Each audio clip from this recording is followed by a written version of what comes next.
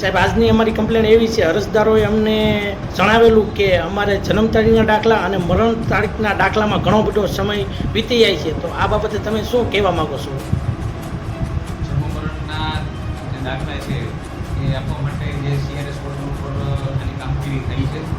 એના માટે અહીંયા પહેલાં જે કંઈ ઓપરેટરોની ઘટ હતી એ પણ આપણે પૂરી કરી દીધી છે. 6 જેટલા ઓપરેટરો અને કોમ્પ્યુટરો રાખી અને બધી વ્યવસ્થા ગોઠવેલી છે.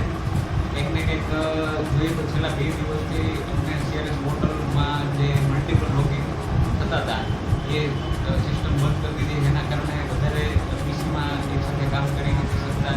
એટલે જે નિકાલની જે સંખ્યા છે એ સીધી ઘટી ગઈ છે અને વારંવાર જે પોર્ટલમાંથી લોકઆઉટ થવાના પણ પ્રશ્નો આવે છે. એના કારણે જે છે છેલ્લા 2 દિવસથી આ પ્રશ્નો ઉપસ્થિત થયેલો છે.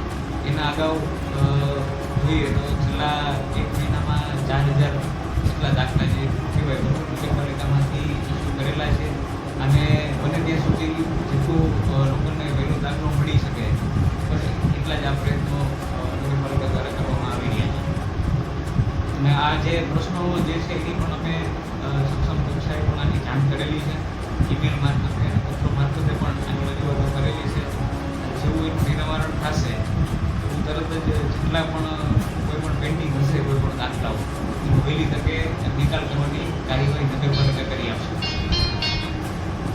તમે અત્યારે મહુવા ચીફ ઓફિસર તરીકે ફરજ બજાવી રહ્યા છો સાહેબ, એમાં આપણે જે મહુવાની જે જનતાઓ છે, આજુબાજુના જે રૂરલ એરિયાની જે જનતાઓ છે, એમને જેમ બને એમ શું બાંહેધરી આપશો તમે?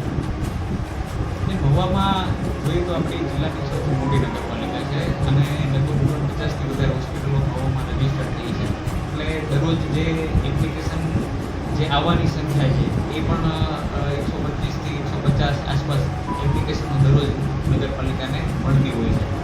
એટલે મોટી સંખ્યામાં જે અરજી આવતી હોય છે એની સામે અમે અત્યારે હાલ સ્ટાફની પણ વ્યવસ્થા કરેલી છે અને જે બરોબર પોર્ટલ 10:30 અને બપોરે 2 થી 5 બરાબર આ લોકોનો સમયનો ટાઈમ છે. પણ 4 વાગ્યા સુધીમાં કંઈ થાય જ નહીં.